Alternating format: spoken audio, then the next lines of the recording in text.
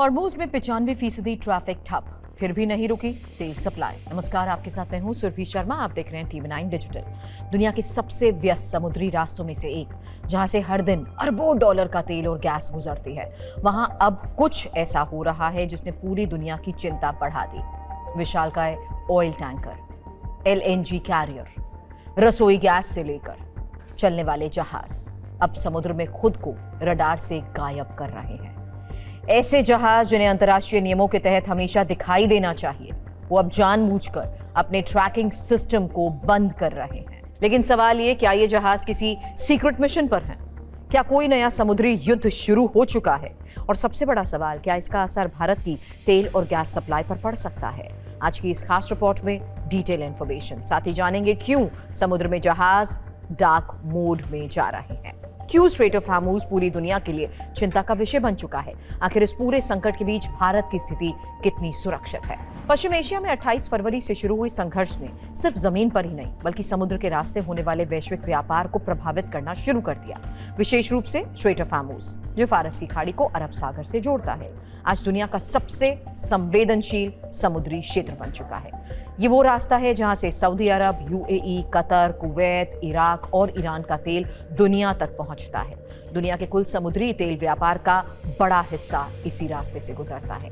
अगर यहाँ कुछ बाधा आती है, उसका सीधा असर पूरी दुनिया की अर्थव्यवस्था पर पड़ता है।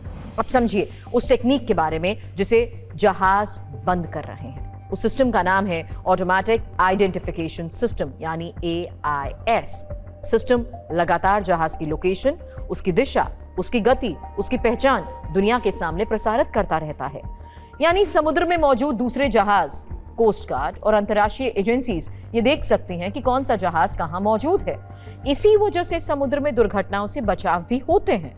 लेकिन अब युद्ध के खतरे की वजह से कई जहाज जानबूझकर इस सिस्टम को बंद कर रहे हैं, यानी वो रडार से गायब हो रहे हैं। कुछ साल पहले तक ऐसा काम मुख्य रूप से दो तरह के देश करते थे, ईरान और रूस।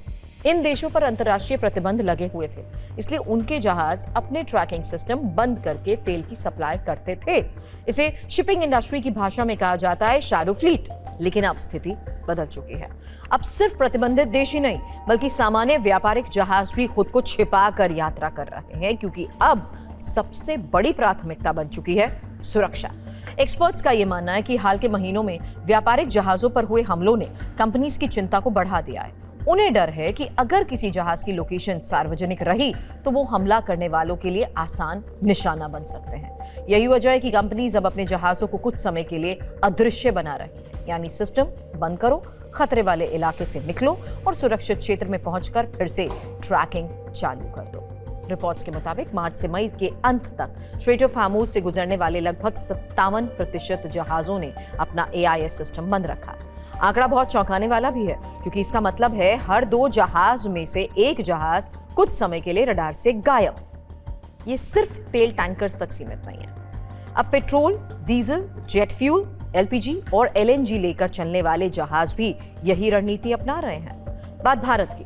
भारत अपनी ऊर्जा जरूरत के लिए पश्चिम एशिया पर काफी हद तक निर्भर है और भारत के कुल कच्चे तेल का लगभग 40% हिस्सा इसी क्षेत्र से आता है। LNG की जरूरतों का करीब 60% हिस्सा यहां से पूरा होता है। रसोई गैस यानी LPG का लगभग 90% हिस्सा इसी क्षेत्र से आता है।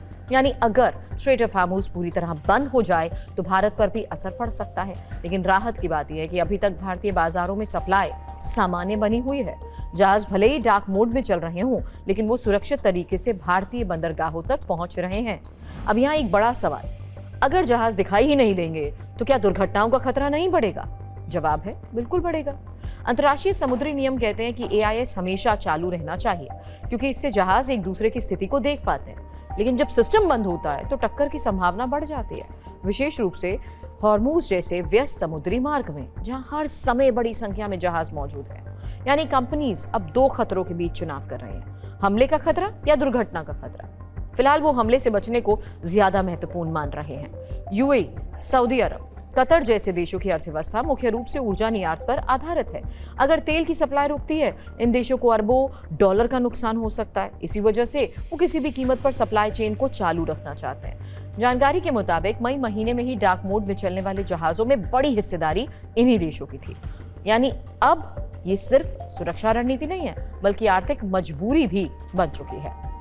संघर्ष अगर और बढ़ता है या स्ट्रेट ऑफ हार्मूज में कोई बड़ी घटना होती है तो वैश्विक तेल कीमतों में तेजी देखी जा सकती है, क्योंकि दुनिया के लिए ये रास्ता बहुत महत्वपूर्ण है। जब भी सप्लाई को लेकर अनिश्चितता बढ़ती है, तेल बाजार तुरंत प्रतिक्रिया देते हैं। तेल महंगा होने का असर होता है, पेट्रोल, डीजल, हवाई यात्रा, ट्रांसपोर्ट और आम लोगों की जेब पर असर। एक्सपर्ट्स का ये मानना है कि अब ये अस्थायी रणनीति नहीं है। डार्क शिपिंग धीरे धीरे नया सामान्य बनती जा रही है।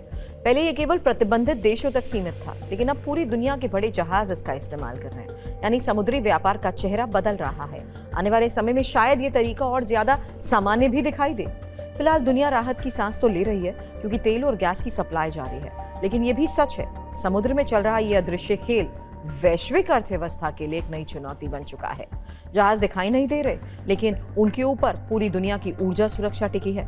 अब देखना यही होगा कि पश्चिम एशिया का ये संकट आगे किस दिशा में जाता है। क्या हालात सामान्य होंगे, एक बड़ा सवाल है।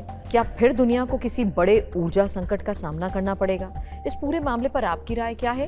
क्या डार्क शिपिंग आने वाले समय की नई वास्तविकता बन जाएगी? अपनी राय हमें कमेंट बॉक्स में जरूर बताएं।